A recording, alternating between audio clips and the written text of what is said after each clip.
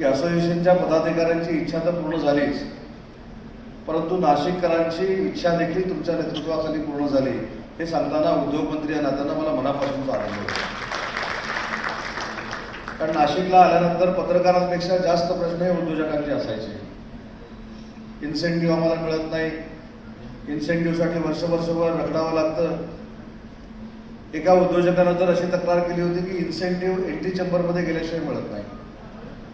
म्हणजे आपल्या सरकारनं धोरणात्मक निर्णय घेतला आणि हा इन्सेंटिव्ह त्याला कुठेही मानवाचा स्पर्श होता कामा नये अशा पद्धतीनं थेट ट्रान्सफर करायचा निर्णय घेतला. आणि या 4 वर्षामध्ये कोणालाही एंट्री चेंबरमध्ये कोणच भेटलं नाही आणि 14,500 कोटीचा इन्सेंटिव्ह MSME आणि अल्ट्रा मेगा प्रोजेक्ट असतील किंवा मेगा प्रोजेक्ट असतील यांच्या खात्यामध्ये म्हणजे उद्योजकांच्या खात्यामध्ये जमा झाला.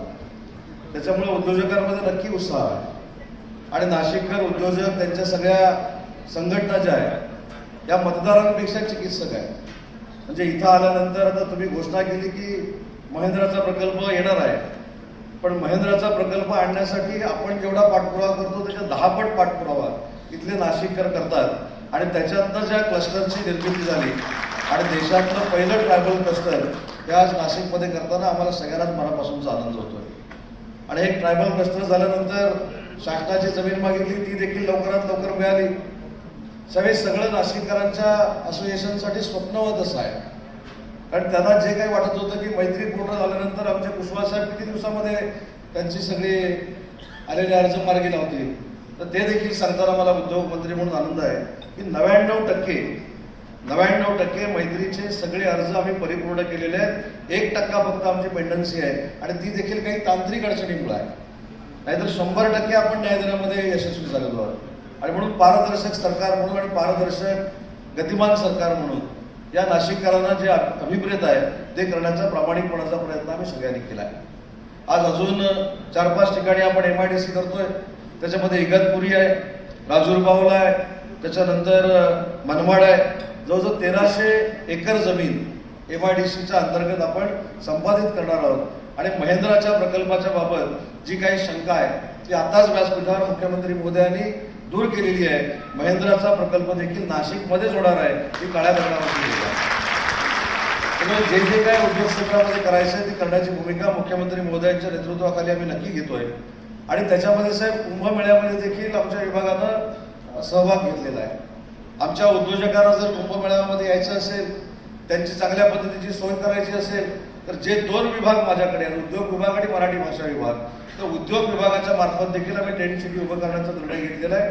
आणि मराठी भाषेच्या अंतर्गत देखील आम्ही हा निर्णय घेतलेला आहे. ज्या ज्येष्ठ साहित्यिकांना देशपातळीवरच्या कुंभमेळा बघायला यायचा आहे त्यांना आम्ही स्वतः निमंत्रित करणार आहोत. आणि त्यावेळी देखील मराठी भाषेच्या निमित्तानं आणि उद्योगाच्या निमित्तानं काही जर कॉन्फरन्सेस या ठिकाणी करता आल्या तो देखील करण्याचा निर्णय आमच्या विभागाने घेतला आणि त्याची जबाबदारी देखील विकास आयुक्तांवर आम्ही दिलेली आहे. त्याच्यामुळे उद्योग विभागाच्या मार्फत जे काही चांगलं करण्याचा प्रयत्न आम्ही करतोय त्याला नाशिककरांची नक्की साथ मिळेल हा विश्वास राज्याचा उद्योगमंत्री म्हणून या ठिकाणी व्यक्त करतो. साहेब, अजून एक महत्वाची गोष्ट आहे. मुख्यमंत्री रोजगार निर्मिती योजना साहेब आपण निर्माण केली. खरी तर ती 2014 पासून सुरुवात झाली आणि मधल्या 2.5 वर्षामध्ये फक्त आपण 3,500 फक्त उद्योजक तयार करू शकलो. पण त्याच्यानंतर माननीय एकनाथ शिंदे साहेब मुख्यमंत्री झाले, तुम्ही मुख्यमंत्री होता, आता तुम्ही मुख्यमंत्री आहात साहेब. आपण रेकॉर्ड ब्रेक युवकांना स्वतःच्या पायावर उभं केलं. या 3-3.5 वर्षामध्ये जवळजवळ 67,000 युवक आणि युवतींनी मुख्यमंत्री रोजगार निर्मिती योजनेमधनं आपल्याकडनं कर्ज घेतलंय आणि ते स्वतःच्या पायावर उभे राहत आहेत. आजचा कार्यक्रम देखील अनेकांच्या डोळ्यात अंजन घालण्यासारखा आहे. कारण कायमस्वरूपी डावोसवर टीका होते.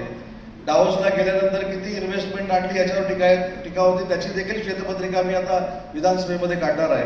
परंतु डावोसमध्येच आम्ही फक्त MOU करत नाही तर महाराष्ट्राच्या उद्योजकांना देखील रेड कार्पेट दिलंय.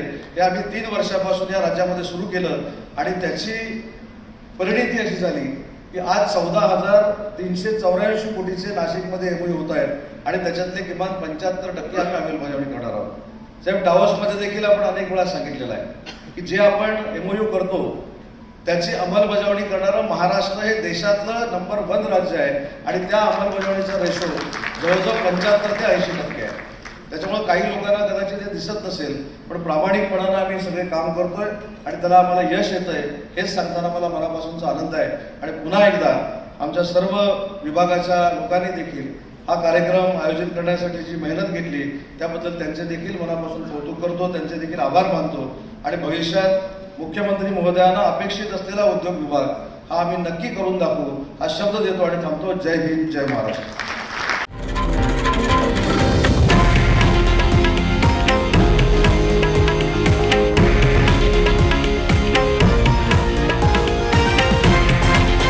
हे आहे देशातील नंबर 1 न्यूज नेटवर्क आणि आपण पाहत आहात TV9 मराठी, एकमेव.